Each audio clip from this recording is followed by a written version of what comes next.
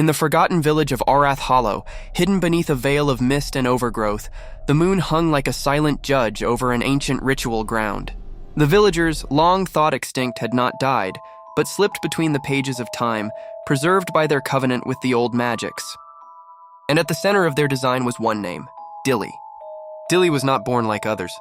She shimmered in the edges of vision, sang to the roots of trees, and carried time like a cloak about her shoulders.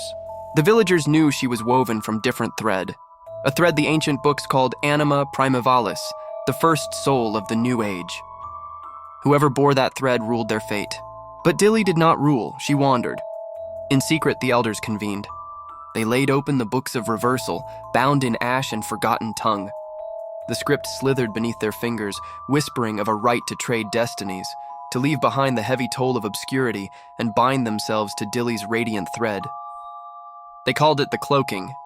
The ritual required 7 mirrors, 7 blood drops from the dreaming deer, and a lock of Dilly's hair.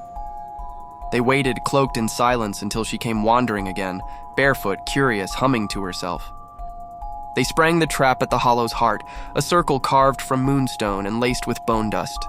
Dilly, caught in surprise, didn't scream. She only watched with ancient sadness as they read the passage. To become what we are not, we must wear the hourglass of another. Let the cloaking begin.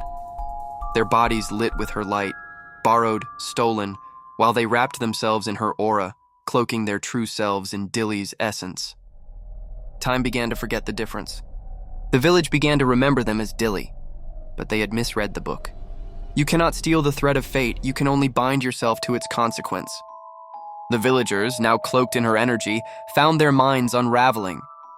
Each bore a fragment of her burden, visions of all possible futures, songs of trees long dead, love stories never written. They forgot who they were. They forgot why they had done it. And Dilly? She stood beyond the circle, untouched, watching as they dissolved into mirrored echoes of her many might-have-beens. She whispered one word, soft and knowing. Time remembers. She turned and walked on, the true thread unbroken. Behind her, the ritual ground turned to glass. And in it, 7 reflections smiled back, not as Dilly, but as shadows of the choice they made.